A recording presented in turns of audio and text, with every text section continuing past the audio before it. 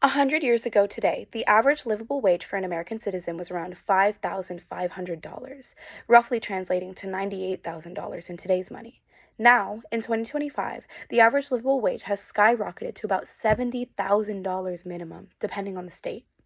The staggering differences in these numbers are a direct result of a term called inflation, wherein the value of money decreases over time, and it affects everyone around the globe. Inflation is also an aspect of a much larger phenomenon known as a recession, which can be defined as a sustained decline in economic activity, including a decrease in output and an increase in unemployment.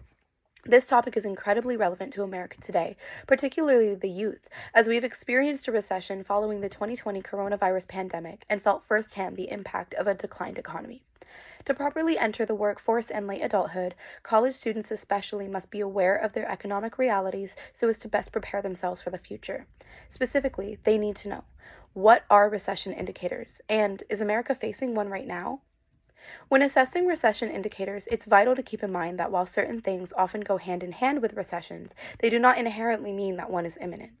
As such, recession indicators are often misdiagnosed, which can be seen across social media and even in news outlets. For example, things like hair length or trend in clothing styles, such as increased modesty or business casual being commonplace outside of the workplace, are often attributed to an incoming recession, but experts have declared these things as unrelated. Actual recession indicators include things such as rising unemployment, lowered industrial output, decreased household spending, and other related symptoms. According to Craig Negrelli's 2025 report in February of the U.S. economy published to Straight Arrow News, the top 10% of Americans, or those making over $250,000 per year, are currently accounting for almost half of the country's spending. This could be seen as one of those aforementioned recession indicators, decreased household spending, alongside a rise in economic insecurity amongst the average citizen. Additionally, credit card delinquency is at the highest it's been in over a decade, with 11% of Americans being 90 days or more late on payments.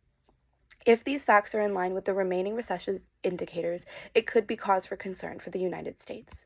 Similarly, Greg Robb posted to MarketWatch.com, a hub for monitoring and evaluating the current economy and market in February of 2025 regarding the current decisions being made by the American government and their impact.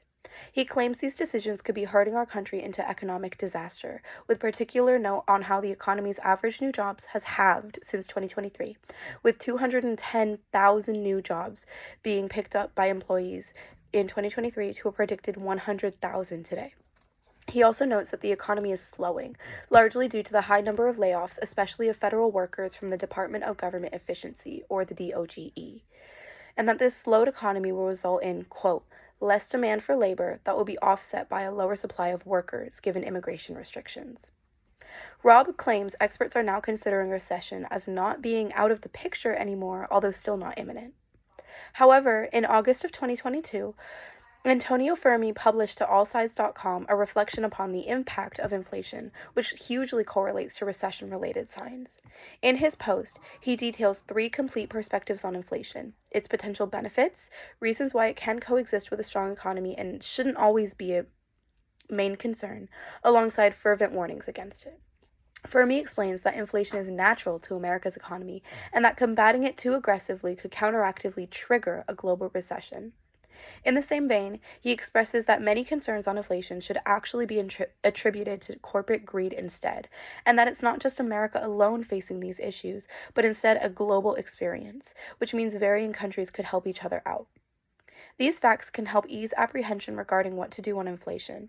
Overall, experts have claimed America is not currently in a recession, but considering all of the aforementioned factors, the U.S. could be headed there fast if preventative measures are not put in place.